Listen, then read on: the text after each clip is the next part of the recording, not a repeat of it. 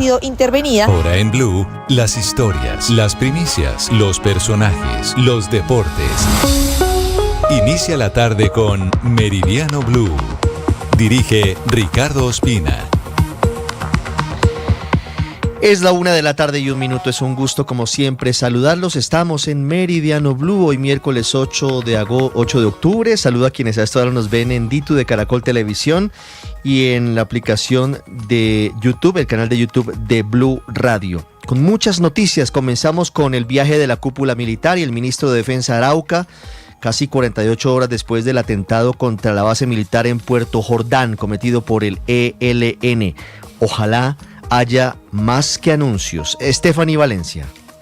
Ricardo, buenas tardes. El ministro de Defensa y la cúpula recibirán un informe detallado de los comandantes de la región sobre lo que ocurrió en el batallón de Puerto Jordán después de 3 días de recopilación de información sobre el atentado del ELN, en el que les lanzaron una granada de 81 milímetros desde un mortero ubicado a un poco más de 1 kilómetro de distancia del cantón y que asesinó a un soldado y dejó a 6 más heridos. El ministro también irá al hospital de Yopal en Casanare a visitar a los uniformados que se recuperan del impacto de la explosión que les quemó el rostro, el pecho y les dejó lesiones y heridas por cuenta de las esquirlas de esa granada. Mientras tanto, en un avión del ejército llegó al Huila el cuerpo del soldado que murió en el atentado, el soldado profesional José Henry Ceballos Moreno, quien llevaba 13 años de servicio en Arauca. Su familia recibió el cuerpo en medio de honores militares. Hoy es velado y en las próximas horas será el sepelio en la ciudad de Neiva.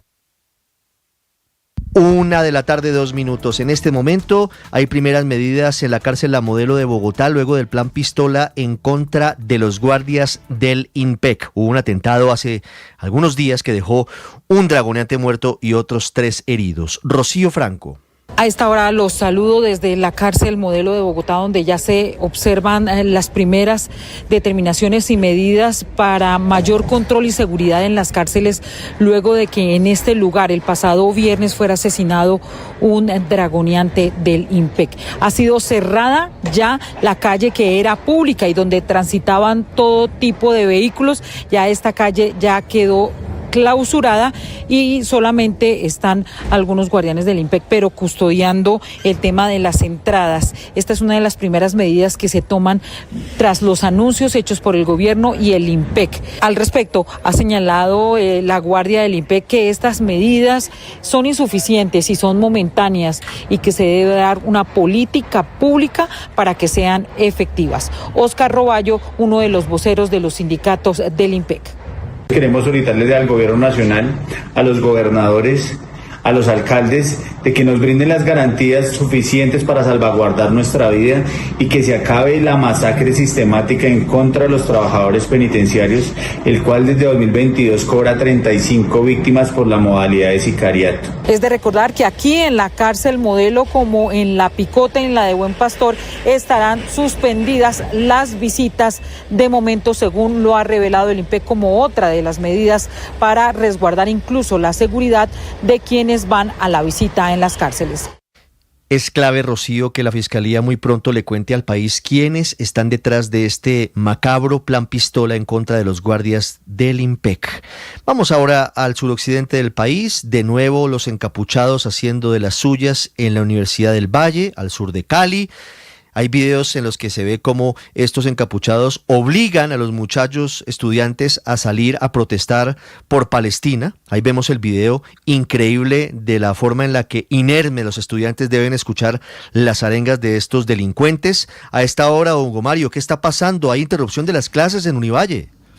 Así es, Ricardo. Desde esta mañana varios encapuchados se pasean como Pedro por su casa, por el campus de la Universidad del Valle. Incluso algunos, como se ve en este video grabado por estudiantes, ingresaron a los salones de clases para interrumpir las clases e invitar a los estudiantes a participar en los bloqueos en las calles aledañas al centro educativo. Está realizando un bloqueo en todos los edificios de la universidad justamente para que asistamos. Entonces les solicitamos que evacúen. Muchas gracias, compañeros.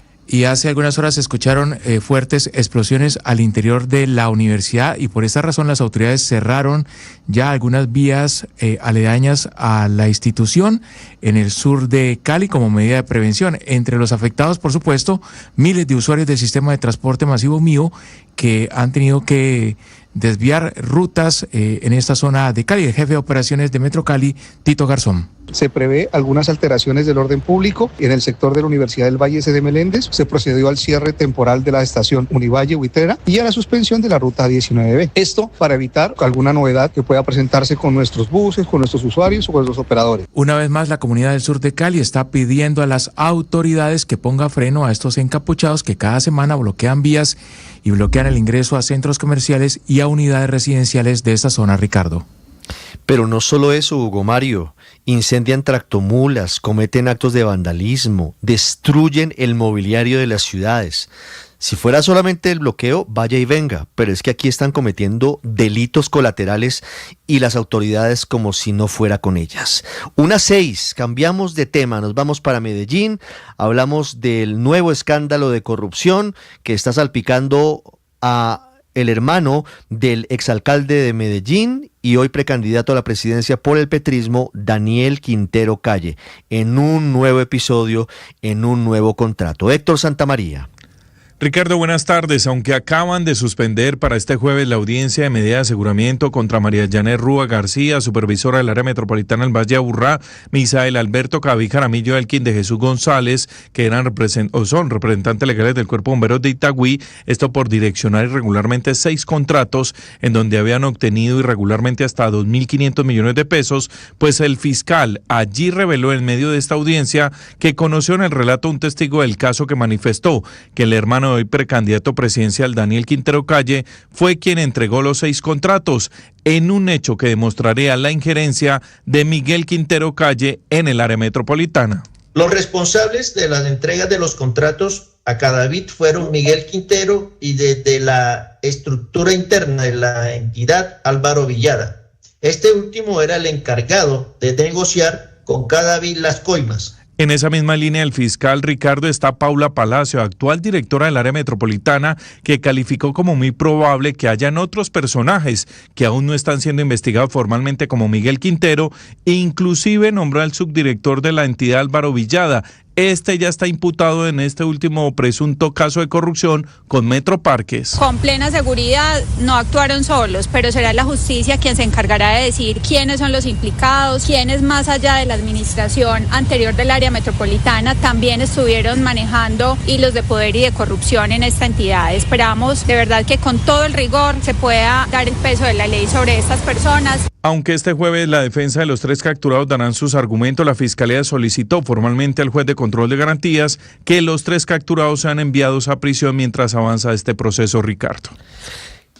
Para las 4 de la tarde acaban de ser convocados los representantes de los partidos que integran el pacto histórico a una reunión en la registraduría para definir el futuro de la muy enredada consulta del próximo 26 de octubre, luego de la tutela que declaró improcedente el Tribunal Superior de Bogotá. Mateo Piñeros. Este miércoles el registrador Hernán Penagos va a evaluar la decisión del Tribunal Superior de Bogotá frente a la tutela del pacto histórico. La idea es tomar una decisión técnica y bajo argumentos jurídicos sobre los pasos a seguir.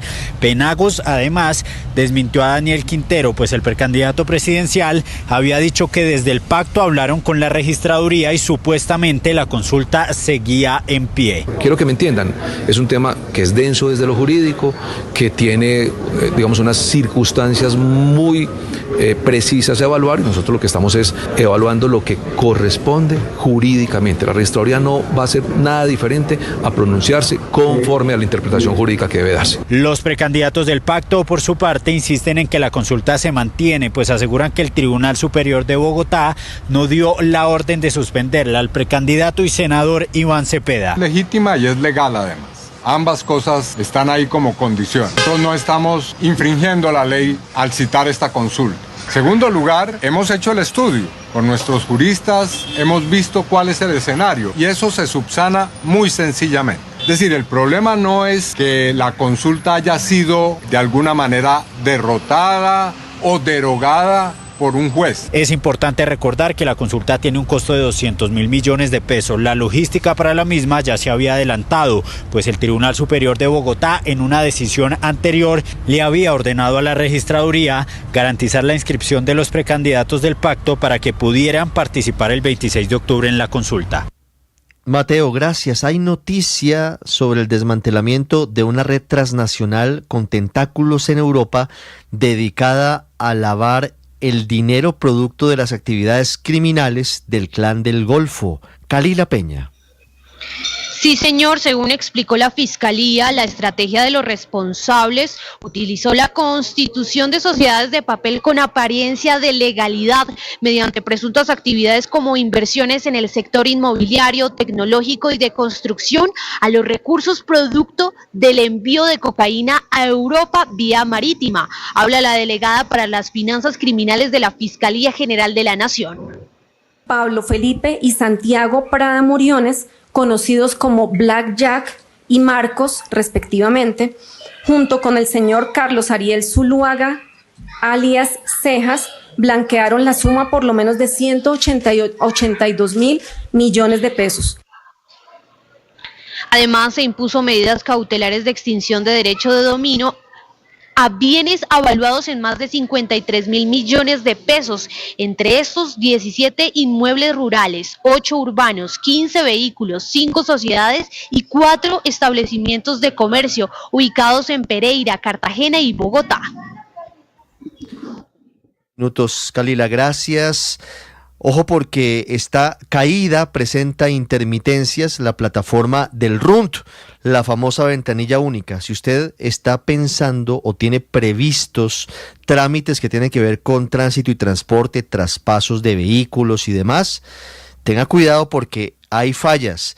Y si no es porque las quejas de la gente nos alertan, en el Ministerio de Transporte no dicen ni una palabra. Finalmente terminaron reconociendo que está fallando la famosa plataforma del RUNT a nivel nacional. Nicolás Rodríguez, ¿se sabe cuándo quedaría solucionado el problema? Ricardo, pues la respuesta que da en este momento el RUNT es que aún es intermitente el servicio de la plataforma. Esto, como usted lo mencionaba, por las quejas de la pérdida de trámites y también por la caída del sistema que hacen algunos usuarios de esta ventanilla única de registros del RUNT. Además de esto, la Secretaría, por lo menos de Movilidad de Bogotá, donde se quejó mucha gente, confirmó a través de una imagen que en ese momento la plataforma del RUNT, operada además por el Ministerio de Transporte, presenta una caída a nivel nacional. Por ese motivo, los trámites asociados a los servicios de movilidad específicamente, como los trámites de licencia de conducciones, también movilidad para los vehículos y por supuesto para la inscripción de estos mismos, está caída por el momento. El RUNT también confirmó que el equipo técnico de esta concesión está encargada para realizar las labores de mantenimiento y así agilizar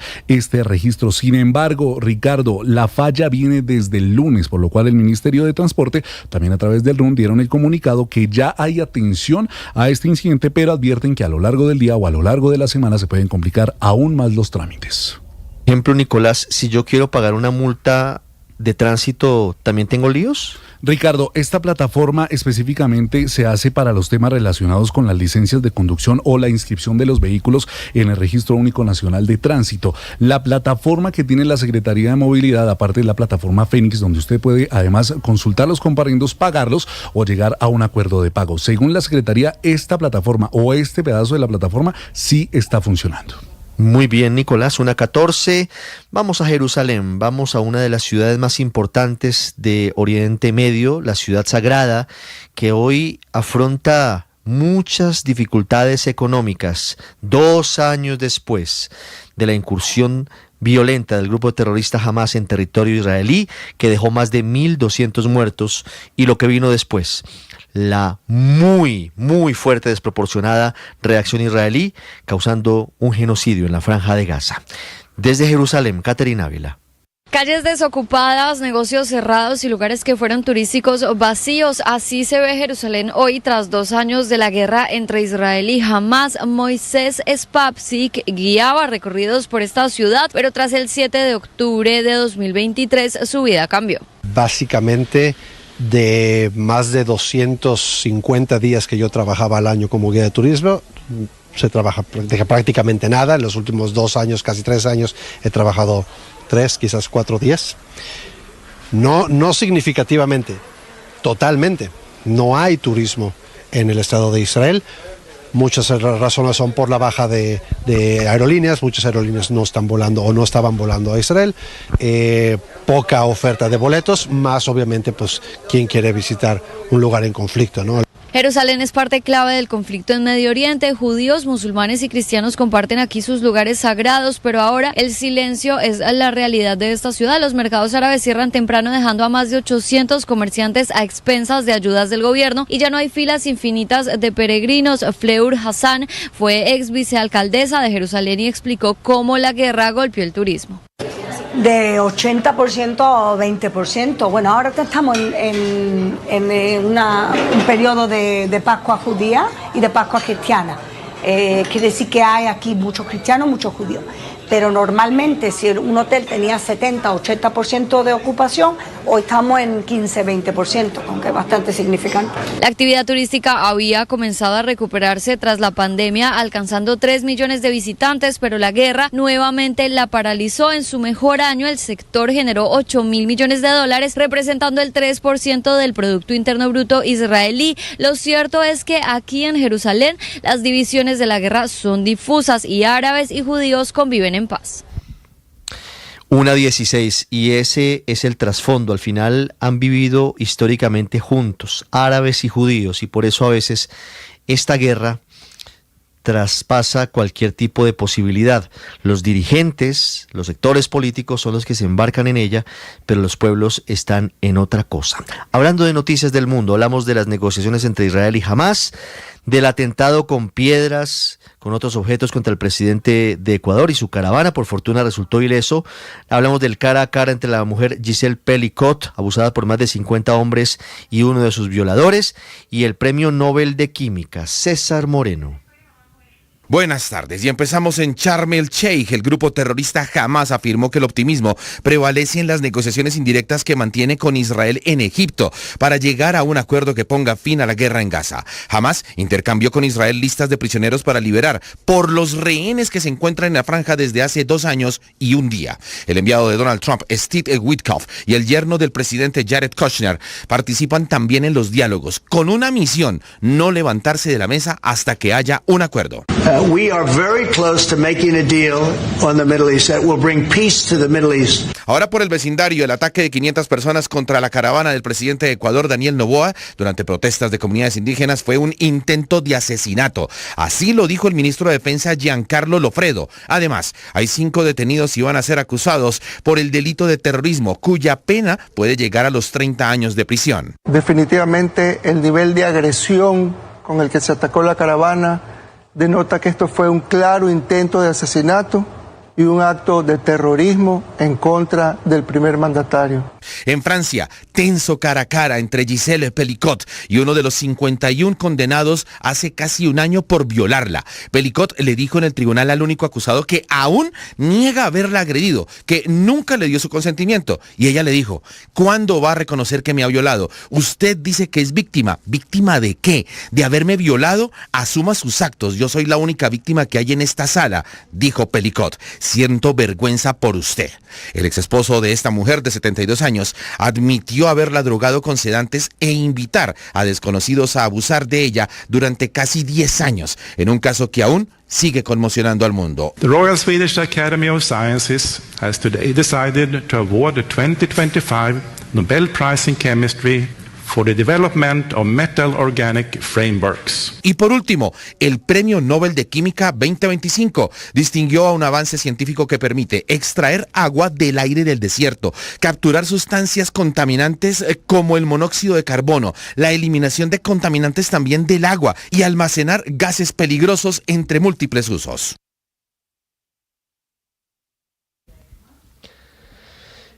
1:19 con música de la selección. Octavio, buenas tardes. Hablamos de el abrebocas deportivo. Tenemos a las 2:30 de la tarde de hoy partido clave de la selección sub-20 en el Mundial de Chile, pero también avanza la preparación de la selección colombiana de mayores para el amistoso del próximo sábado contra México. Así es, Richie, buenas tardes. Con el saludo para todos. Estaremos hablando evidentemente de la selección Colombia, de lo que va a suceder en los Estados Unidos. En un momento iremos con Cristian Marín a los Estados Unidos y la preparación del equipo, también lo que está sucediendo en el Mundial Juvenil, porque en un rato a las 2:30 va a jugar la selección Colombia su pase a los cuartos de final. También está jugando Linda Caicedo a esta hora, está jugando el Real Madrid femenino por la Champions League. En un momento les contamos cómo va el partido, también lo que dejó el clásico anoche entre Millonarios y América en la capital, así que muchas cosas para hablar de los deportes, Richie, en minutos acá en Meridiano Blue. Hablamos con Cristian Marín, que está en los Estados Unidos siguiendo a la selección Colombia. Cristian, buenas tardes.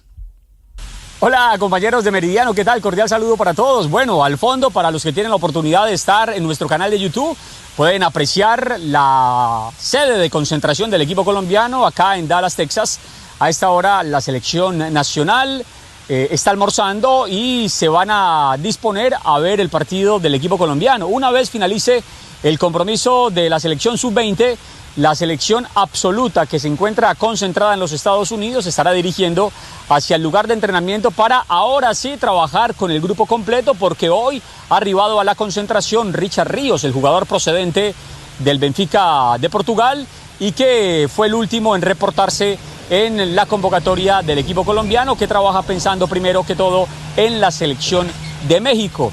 Por lo demás, el equipo goza de buena salud. Bueno, ayer la imagen que le dio la vuelta al mundo después de la entrada fuerte de Lerma sobre James David Rodríguez, sin ningún tipo de secuela, sin ningún tipo de consecuencia. Incluso James Rodríguez esta mañana estuvo muy activo en sus redes sociales, ha dicho que está fortalecido, que el equipo está bastante bien y que siguen preparando grandes cosas, porque este equipo, más allá de que lo haya dicho el pibe Valderrama, que quiere ver a la selección en la final de la Copa del Mundo 2026, pues este equipo está consciente y está mentalizado en poder desarrollar un gran papel. Uno de esos hombres que se han fortalecido, que tiene una mente brillante, que ha tenido la oportunidad de sostenerse durante largo periodo en el fútbol europeo, es Johan Mojica, un jugador que evidentemente pues ha tenido que ver cómo por momentos tratan de ponerle competencia en esa posición, pero ninguno ha logrado sacarlo de la titular del equipo de Lorenzo. Ha llegado Cristian Borja, ha llegado David Machado, también lo ha hecho en su momento Álvaro Angulo, pero el jugador del Mallorca con 33 años sigue siendo el dueño de la posición. Por eso habla de esa competencia sana que se genera al interior de la selección nacional. Desde los entrenamientos uno está compitiendo, obviamente una competencia sana, pero tener un puesto en la selección durante el tiempo que se esté o en los años como ya llevo no es fácil, entonces es importante mantener esa competitividad.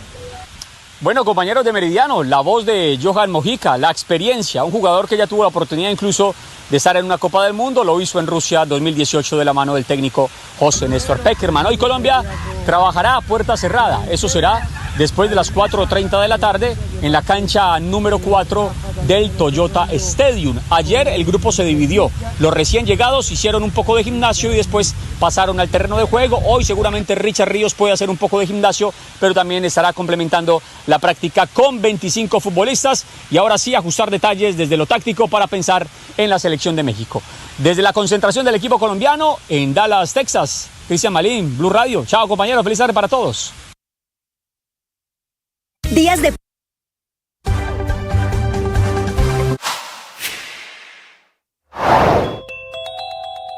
Blue Radio al lado de la selección Colombia en Dallas, Texas, pensando en los partidos de carácter amistoso frente a México y frente a la selección de Canadá. La noticia positiva es que el técnico Néstor Lorenzo ya cuenta con los 25 convocados para esta doble confrontación. El último en arribar a la concentración ha sido el jugador del Benfica de Portugal, Richard Ríos. Tenía una autorización y por eso se ha demorado para unirse a los trabajos con el combinado patrio. Ríos es uno de los jugadores importantes de este equipo confeccionado por Néstor Lorenzo, recordando que ya se presentó la primera baja. Al final, Lorenzo no pudo contar con la presencia de Yerry Mina porque tuvo que ser desafectado al tener un problema físico que lo margina de esta doble confrontación frente a la selección de Canadá y frente a la... Momento en Blue Radio.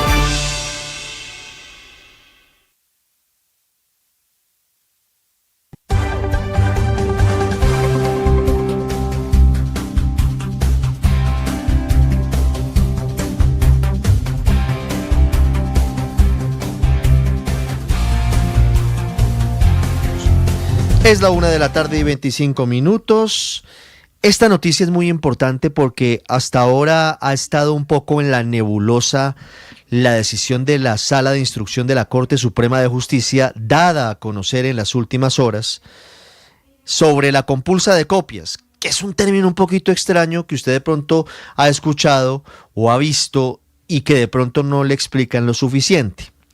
Cuando una autoridad judicial que tiene jurisdicción para investigar a unas personas o particulares o congresistas, dentro de las investigaciones que adelanta encuentra que otra persona a quien no puede investigar pudo haber cometido un delito, pues esa autoridad judicial tiene que enviar una carta diciéndole a esa otra autoridad judicial: mire, yo aquí encontré la posibilidad de que esta persona a quien yo no puedo investigar podría haber cometido un delito.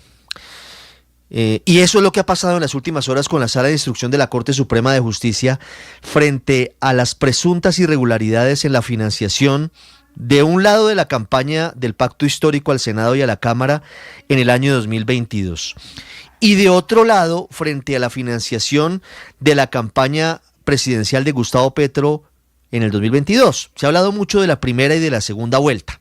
¿No es verdad? El CNE investiga que se habrían volado los topes en más de 5.000 millones de pesos. Pero hay una arista que es nueva y es lo que revelamos a esta hora y que no es menor y que quiero que nos detengamos en esto algunos minutos, y es que el magistrado Misael Rodríguez en las últimas horas le pidió a la Comisión de Acusación de la Cámara de Representantes que investigue las presuntas irregularidades que habría cometido el hoy presidente Gustavo Petro en la financiación de su campaña a la consulta interna que se llevó a cabo en marzo del 2022. Gustavo Petro allí barrió y le ganó, entre otros, a Francia Márquez, que luego fue su candidata a la vicepresidencia, y Carlos Caicedo. El asunto no es menor porque tiene que ver con una aparente doble facturación de los vuelos de campaña a la consulta, repito, no en primera y segunda vuelta, a la consulta, y por eso es que la Corte Suprema le está pidiendo hoy a la Comisión de Acusación que investigue los posibles delitos que habría cometido Gustavo Petro en esa operación. La historia a la 1:27 p.m. Sergio Barbosa. Ricardo, buenas tardes. Sí, señor. Pues mire, la Sala de Instrucción de la Corte Suprema de Justicia encontró indicios de unas posibles irregularidades en el manejo de los gastos reportados para la campaña del Pacto Histórico durante la consulta interna de 2022 en la que participó el hoy presidente de la República, Gustavo Petro. La Corte en este caso encontró unas posibles irregularidades en lo que tiene que ver con el transporte aéreo que prestó la Sociedad Aérea de Ibagué, SADI, y aquí la Sala de Instrucción señala que la facturación luego de suministrado de este servicio en un tiempo que comprendió a grandes rasgos un mes antes de los comicios legislativos de la consulta interna, que eso se hizo el 16 de marzo de 2022 al gerente de la campaña de la consulta, que era Ricardo Roa, por un valor de 2.324.664.000 millones de pesos, valor que el 12 de abril de 2022 fue dividido en dos facturas. La primera por un valor de 215.646.040 pesos, que fue a la campaña del Senado, y otra por 1.109.017.836 pesos respecto de la campaña a la consulta interna. Para la Corte, el total de estos gastos aéreos se habría volado el tope de financiación que está autorizado de la campaña, e incluso la Corte es clara en señalar, y le leo textual, que durante el tiempo de ejecución de los dos contratos, los vuelos efectivamente realizados con la Sociedad Aérea de Ibagué correspondieron a servicios suministrados al precandidato Gustavo Petro Urrego y a su comitiva política y de seguridad en el proceso de elección de la consulta interna. No obstante, para la Sala de Instrucción lo que ha dicho es que el gasto debía reportarse exclusivamente a la campaña presidencial, ya que el servicio de transporte aéreo que fue facturado a ambas campañas y que sirvió de transporte para el registro de un gasto de cada una de ellas, en realidad correspondió a un servicio unitario que fue suministrado de manera exclusiva a la campaña de la consulta interna. El alto tribunal advierte además que existen indicios de la división de la factura, que pudo esto obedecer a una estrategia contable, y por eso le pide a la Comisión de Acusaciones investigar al presidente Gustavo Petro.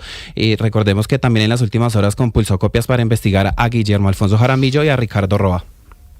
Con base en las anteriores y otras consideraciones, la Sala encontró probado, y así lo planteó en el auto AE 1028-2025, que el servicio de transporte aéreo facturado a ambas campañas y que sirvió de soporte para el registro de un gasto en cada una de ellas en realidad correspondió a un servicio unitario que fue suministrado de manera exclusiva a la campaña de la consulta interna y que en consecuencia debía ser cargado como un gasto de dicha campaña en los informes financieros.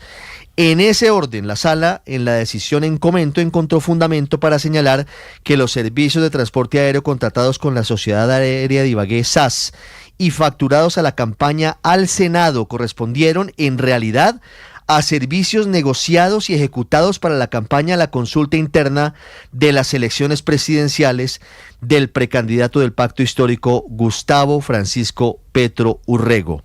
Dice esta decisión muy importante que ha tomado en las últimas horas la sala de instrucción, que repito, le está pidiendo a la Comisión de Acusación de la Cámara que investigue al presidente Gustavo Petro por posibles irregularidades en la financiación de su campaña de la consulta interna del Pacto Histórico en el año 2022. Esta es información exclusiva de Blue Radio. 1:31 p.m. Venimos, don Cristian Correa, con información exclusiva sobre el futuro de la paz total y la posibilidad de que el gobierno del presidente Gustavo Petro y las disidencias de las FARC, lideradas por alias Calarcá, se embarquen en un nuevo ciclo de diálogos. Cristian, ¿qué sabemos hasta el momento? Marcela, buenas tardes. Este nuevo ciclo de diálogos con la disidencia de Calarcá empezaría a final del mes de octubre y este reinicio de la mesa ocurre tras tensiones y la ruptura del proceso. El último ciclo, recordemos, se desarrolló en el primer semestre del año, pero el avance se detuvo luego de que el gobierno suspendiera el cese al fuego el 15 de abril tras una serie de ataques perpetrados por esta disidencia en departamentos como Norte de Santander, Arauca y Guaviare, los más afectados por este conflicto con la disidencia de alias Calarcá. Entre los hechos más graves figuran emboscadas a tropas del ejército, hostigamientos a estaciones de policía y la retención temporal de soldados. Hay que recalcar que aunque el presidente Gustavo Petro ordenó una suspensión temporal de operaciones ofensivas para dejar abierta la vía del diálogo, los recientes hechos de violencia han minado la desconfianza alrededor de la mesa. Y es que recordemos que dentro de estos hechos está el ataque con drones en Antioquia el pasado 21 de agosto en Amalfi, que dejó 13 policías muertos y que fue atribuido a esta disidencia de Calarcá, por lo que alrededor de esto quedan muchas dudas sobre cuáles van a ser las acciones de desescalamiento de la violencia que cometa esta disidencia previo a empezar este nuevo ciclo de diálogos, el séptimo ciclo de diálogos que, según pudimos conocer, empezaría la última semana de octubre. Está por definirse entonces en cuál de los tres territorios más afectados por esta disidencia se daría, si en Norte de Santander, en la región del Catatumbo, en el Bajo Cauca antioqueño o en el Arco Amazónico. Ojalá esto tenga un cumplimiento de requisitos y de condiciones previos por parte del gobierno para evitar la dolorosa e indignante escena de seguir negociando una aparente paz con quienes siguen matando policías, como el Frente 33 que mató a 13 uniformados en Amalfi, o como alias Calarcá, que sigue extorsionando a diestra y siniestra en el sur del país y nadie en el gobierno es capaz de decirles absolutamente nada. Antes de la pausa, Marcela, a la 1:33, ¿cómo es la historia de que los motociclistas y los dueños de los carros hoy están financiando el diésel para buses y camiones? ¿Cómo es la transferencia de recursos del pago que se hace en cada galón de gasolina a el subsidio que tiene hoy el diésel? Pues Ricardo, cada vez que usted va a tanquear en la estación del servicio, está financiando un pedacito de lo que cuesta el diésel de los buses y camiones en todo el país. ¿Cuánto es ese pedacito? De acuerdo con la información que nos suministró el Ministerio de Hacienda, en todo el año, en promedio, 2.600 pesos de cada galón de gasolina. Pero en septiembre la cifra aumentó, llegó a 3.200 pesos por galón. A esto el Ministerio de Hacienda le está llamando subsidio cruzado, es decir, los usuarios de gasolina están ayudando a cerrar el hueco que tenemos en el precio del diésel. Y es que acuérdese que desde su llegada al poder, el gobierno ha intentado subir los precios de los combustibles, que ya han generado un costo fiscal de 72,8 billones de pesos. Hasta el momento, el gobierno logró cerrar el diferencial en gasolina, pero no ha logrado hacerlo en el caso del diésel, entre otras cosas, y se acuerda usted muy bien de esto, porque tuvimos un paro camionero. Así, lo que está ocurriendo es que unos usuarios subsidian a los demás. más. Según el Ministerio de Hacienda, para este año vamos a gastar un poco más de 7 billones de pesos en subsidiar los precios de los combustibles, lo que aún nos falta, y en 2027 ya estaríamos en términos neutrales para el gobierno nacional en lo que tiene que ver con los precios de los combustibles. Esto incluiría, por supuesto, la posibilidad de que hacia adelante sí se incremente el precio del diésel.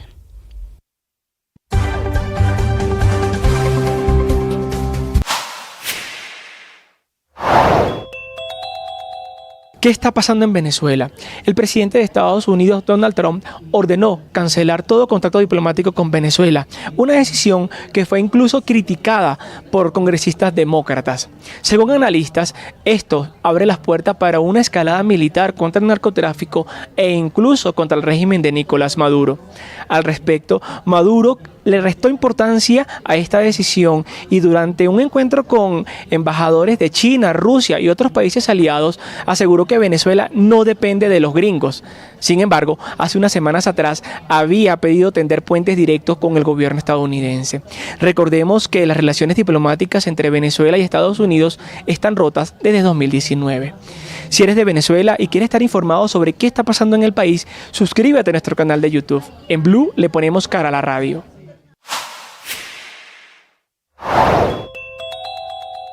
¿Por qué no estuvo la policía en las manifestaciones de ayer en Medellín y sí estuvo el personal de convivencia de la alcaldía intentando controlar esta situación? Esto fue lo que respondió el alcalde Federico Gutiérrez en Mañanas Blue. La policía sí estaba. La policía actuó. Tuvo que actuar el UNDEMO cuando fue retiradas estas personas. Estas personas hacen parte de la Secretaría de Seguridad de la alcaldía, están identificados, no están armados, sirven también como contención en muchos de estos procesos que estamos teniendo ante la falta de capacidades.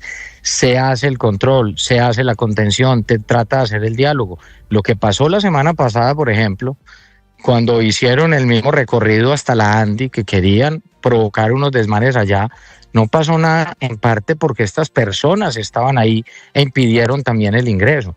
Y yo les voy a decir algo, Néstor, Ricardo, y a todo el equipo y sobre todo a quienes nos escuchan, a todos los colombianos.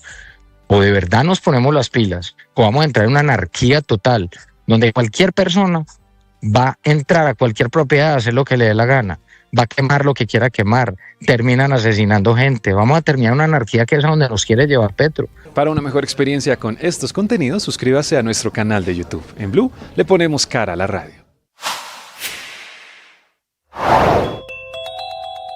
Sigue la controversia por la decisión del Tribunal Superior de Bogotá que anuló la consulta interna del pacto histórico. Sin embargo, en Mañanas Blue, el precandidato presidencial Daniel Quintero aseguró que irán a la consulta partidista del próximo 26 de octubre. Pues la verdad es que esta consulta tiene más vidas que un gato. Eso la han tratado de matar de todas las maneras y hemos logrado una y otra vez levantarla. El pacto histórico es el partido del pueblo y Dios está con el pueblo y por eso afortunadamente vamos a tener consulta el próximo 26 y quiero explicar un poco el por qué. A ver. Resulta que cuando nosotros inscribimos nuestras candidaturas, las inscribimos no solo como pacto histórico, sino que las inscribimos al mismo tiempo por los 3 partidos que iban a conformar el pacto histórico, que ahora digamos está en duda el pacto histórico por un tiempo, pero eso finalmente quedará creado. Pero vuelvo al punto y es que nosotros las escribimos también por los 3 partidos. Los deportes, fútbol, ciclismo, béisbol, baloncesto, automóvil, todos en Meridiano Blue.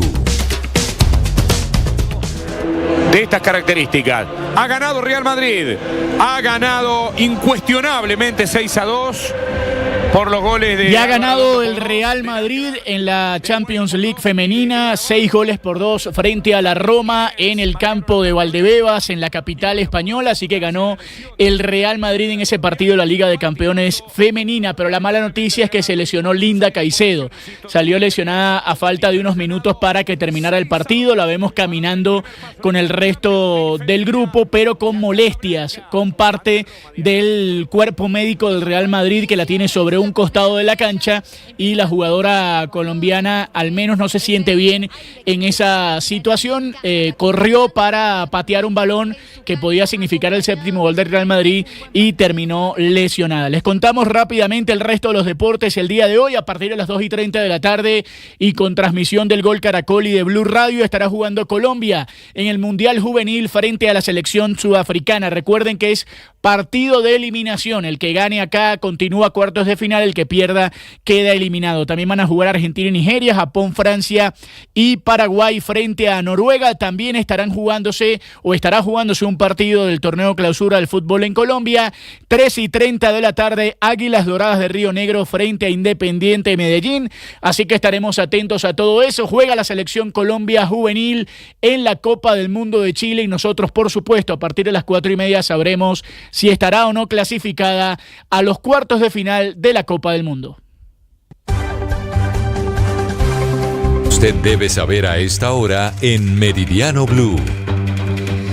1:40. El grave riesgo de las protestas pro-palestinas en el mundo es el resurgimiento del antisemitismo, de un sentimiento de odio hacia el pueblo judío. Lamentablemente eso se ve también en las calles de Colombia. Esta historia lo retrata. Fue vandalizada una iglesia cristiana en el centro de Bogotá. La iglesia Dios está formando un pueblo, porque los colores que tenía su fachada se asimilaban a los de la bandera de Israel. Imagínense lo primaria de la reacción y el raciocinio de los vándalos. El odio se inocula. Ojo, porque el mensaje a veces cala. Juan Andrés Beltrán, ¿cómo es la historia? La fachada de la iglesia cristiana Dios está formando un pueblo tiene los colores azul y blanco y una estrella similar a la bandera de Israel, lo que para sus fieles pudo ocasionar que encapuchados de las marchas pro-Palestina ayer en Bogotá decidieran atacarla. Al darse cuenta de los colores y el logo de la iglesia, se reunieron alrededor de la iglesia, habían muchachos con megáfonos, los cuales nos estaban diciendo cosas, no estaba entendiendo muy bien. Vi cómo varios de los encapuchados rodearon el edificio y empezaron a grafitear, empezaron a poner sus mensajes. Daniel Guzmán es ministro juvenil de esa congregación y cuando la marcha pasaba por la calle 45 frente a la iglesia, prefirió encerrarse junto a su familia y otros miembros de la iglesia para evitar una agresión peor. Nosotros estábamos atemorizados en la parte de arriba. Yo que fui estudiante de universidad pública sé que muchos de estos encapuchados cargan con papas bomba, cargan con bombas molotov, etcétera, o en el mejor de los casos tirarían piedras.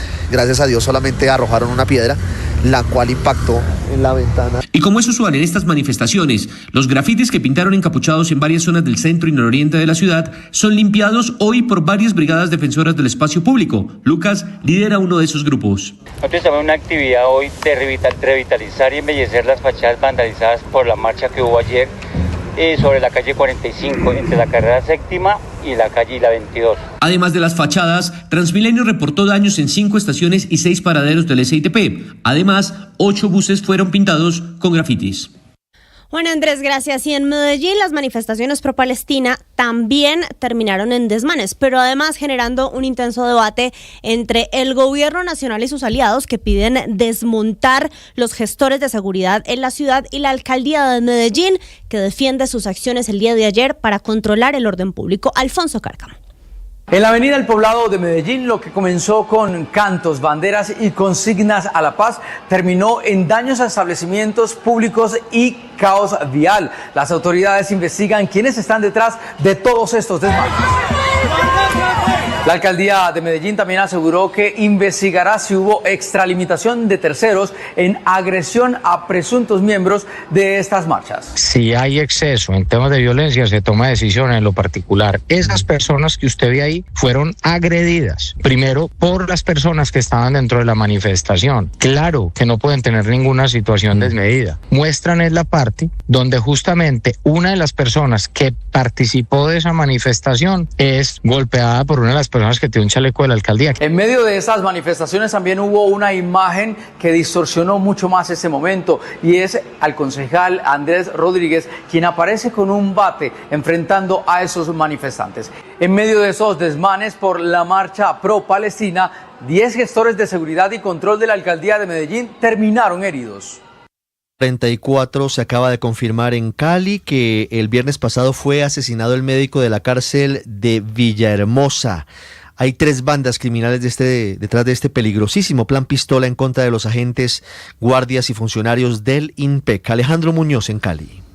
Ricardo, hola. Solo hasta hoy se confirmó la identidad de Julián Campos Giraldo, médico de 39 años, adscrito a la cárcel de Villahermosa, quien se suma a la lista de funcionarios y dragoneantes del IMPEC asesinados recientemente en el Valle del Cauca. El profesional de la salud fue atacado a bala en la tarde del pasado viernes cuando se dirigía a su vivienda después de culminar su jornada laboral en el centro penitenciario. A este hecho se suma el homicidio del dragoneante Jimmy Flores Salazar, de 50 años, quien fue abordado por sicarios tras salir de la cárcel en las últimas horas. El general Henry Bello, comandante de la Policía Metropolitana de Cali, confirmó que detrás de esta ola de violencia contra funcionarios del IMPEC están bandas criminales. Que están asociados desde la vigencia 2020, cuando este delincuente conocido como Pipe Tuluá, otro delincuente conocido como alias Dimas, otro delincuente conocido como Chingapipe, cuando estaban privados de la libertad, empezaron a amenazar a guardianes del IMPEC, a funcionarios, con un panfleto que ellos denominaron entre comillas mago. A esta hora la cárcel de Villahermosa permanece bajo estrictas medidas de seguridad, con refuerzo de la fuerza pública y la suspensión temporal de las visitas al establecimiento penitenciario. Alejandro, gracias. Y los ataques a guardianes del IMPEC no solamente se han dado en Cali, por eso las autoridades están adelantando las investigaciones. Aunque las hipótesis de lo que puede estar pasando se mantienen en reserva, no se descarta, por un lado, que esto tenga que ver con represalias de grupos criminales y, por otro, que esté relacionada con hechos administrativos y de corrupción al interior del IMPEC. Kalila Peña. Así es, las autoridades aseguran que tienen varias hipótesis que manejan bajo reserva para que avance la investigación. Para el director del IMPEC, el coronel Gutiérrez, uno de los posibles factores que han motivado los crímenes son los más de 18.000 operativos ejecutados. Sin embargo, hay otras hipótesis que la Fiscalía deberá determinar. Sobre un reciente comunicado de familiares de personas privadas de la libertad que relacionan presuntos hechos de corrupción por parte de funcionarios en la cárcel La Modelo, el director aseguró que la Fiscalía va a trabajar en varias líneas investigativas. Una de estas indagaciones sobre posibles vínculos de funcionarios en hechos de corrupción. Esto dijo el coronel.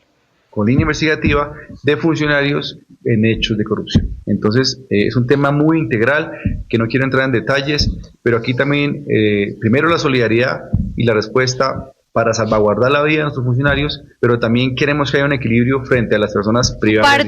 El director de la DIJÍN aseguró que hay un gran avance reservado en las investigaciones, junto a recientes capturas de involucrados en amenazas y atentados. Con estos recientes hechos de violencia contra funcionarios se avanza en nuevas medidas como el cambio en los turnos del personal penitenciario, la suspensión provisional de las visitas en Bogotá y en el Valle del Cauca y una feria exclusiva para la adquisición de armas de uso personal. 1:47 en Barranquilla investigan el atentado contra un exdirector de la Polfa, de la Policía Fiscal Aduanera, que está siendo investigado por sus presuntos vínculos con Papá Pitufo. Vanessa Saldarriaga. Ricardo, y por esto hay alerta en el suroccidente de Barranquilla, pues ayer sobre las 5 de la tarde fue víctima de un atentado sicarial el mayor retirado Royce Díaz Munive, quien, recordemos, fue señalado por haber participado en varias reuniones durante 2023 en un hotel de Cartagena con Diego Marín Buitrago, más conocido como Papá Pitufo, justamente cuando este era el jefe de la Policía Fiscal y Aduanera en el puerto de Barranquilla. Según la información que nos entregó la policía, este hombre estaba descendiendo de su vehículo para ingresar a una residencia del sector cuando fue alcanzado por unos sujetos motorizados que abrieron fuego contra él. Este tenía un arma personal y empezó entonces a responderles también y logró salir corriendo y entrar a una de las residencias de la zona, por lo que no resultó herido tras este ataque ni tampoco hirió a sus atacantes. Sin embargo, la policía está investigando si esto tendría algo que ver con estos presuntos vínculos que tendría con Papá Pitufo, pues de acuerdo con la investigación que le están adelantando en estos momentos en la policía y por la que fue retirado de la institución en abril de 2024, este se encargaba de coordinar la salida de camiones con mercancía que no se registraba oficialmente en el país para así evitar el pago de los impuestos correspondientes. A esto súmele que el pasado 5 de septiembre le abrió también una investigación la Procuraduría y profirió cargos contra él por presunto incremento injustificado de su patrimonio entre 2022 y 2023, cuando era jefe de Polfa en el puerto de la capital del Atlántico. Divisas, bolsas y mercados en Meridiano Blue. Doña Marcela, ¿y por qué dejó de caer la inflación en Colombia? ¿Qué dicen los expertos? Esto hace que el Banco de la República seguramente mantenga estables de nuevo las tasas de interés. Pues Ricardo, comencemos por el top de lo que más está afectando su bolsillo hoy en día. Anote y me cuenta cómo le ha ido. Planes de internet de celular, frutas frescas, arriendo, colegios, carne de res y electricidad. Eso es lo que más está pesando en el bolsillo y como usted bien dice... El internet está carísimo, Marcela, la carne de res también está carísimo, pero hace tiempos. Sí, pero ha seguido subiendo y eso es lo que mide justamente la inflación. Como usted lo menciona, esto tiene impactos en las decisiones que puede tomar el Banco de la República. 4 de los 7 miembros del directorio dijeron en las minutas, que es un documento en detalle sobre las decisiones, que hoy no están seguros de que la inflación vaya a bajar y lo voy a contar por qué. Por un lado, el gobierno está anunciando y está ambientando una subida fuerte del salario mínimo en 2026. Por otro lado, no sabemos qué va a pasar hacia adelante con las frutas y la carne. Y finalmente, no podemos hacernos ilusiones con que baje el precio de la electricidad porque estamos en un momento en el que tenemos cada vez una oferta de electricidad más corta para nuestras necesidades. De eso han venido hablando los gremios del sector. ¿Qué esperan los expertos? La mayoría, que la inflación se quede estancada cerca del 5%. Por ejemplo, Bancolombia tiene un estimativo del 5,1% y el presidente de ANIF, José Ignacio López, ya está hablando de un rebrote de la inflación, todo por cuenta de que no hemos logrado llegar a la meta del 3%. Este va a ser, Ricardo, el 5º año consecutivo en el que no logramos la meta oficial. Esto es lo que usted debe saber a esta hora en Meridiano Blue. Hoy hubo un evento muy importante de la Liga contra el Cáncer de Mama. Jessica Gutiérrez, hablando de cómo se está trabajando para el diagnóstico oportuno de esta enfermedad.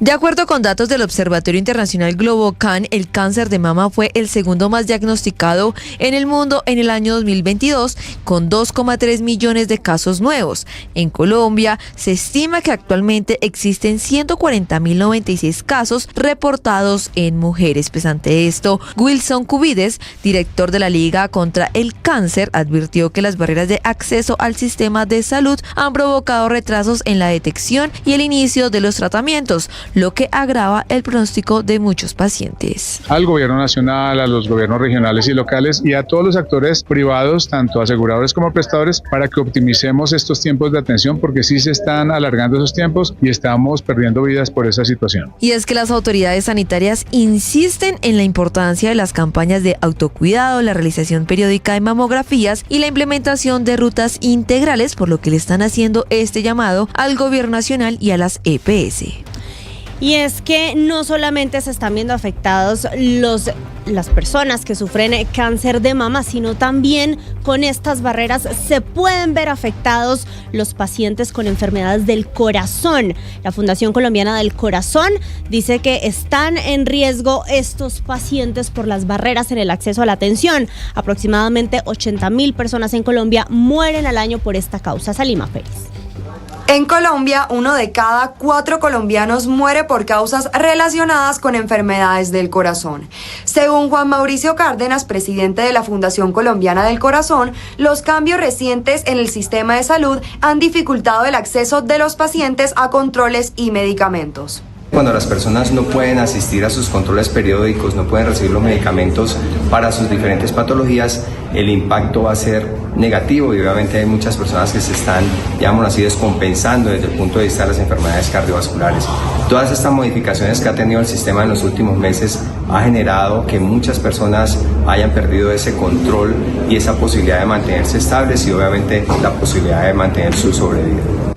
De acuerdo con Cárdenas, cada año mueren en Colombia cerca de 80.000 personas por enfermedades cardiovasculares. 17% mueren por eventos isquémicos del corazón, un 5% mueren por eventos cerebrovasculares y un 5% adicional mueren por problemas de hipertensión arterial y diabetes. Es decir, 25% de las muertes en Colombia son por causas cardiovasculares. El pronunciamiento se dio durante el lanzamiento de la campaña Manos que Salvan Vidas, que busca capacitar a los ciudadanos en reanimación cardiopulmonar, ya que solo 1 de cada 10 colombianos recibe maniobras de RCP antes de llegar al hospital. La fundación también recordó los 4 pasos básicos para actuar ante una emergencia, los cuales son verificar el entorno, evaluar la respuesta, activar el sistema de emergencias y realizar masaje cardíaco inmediato.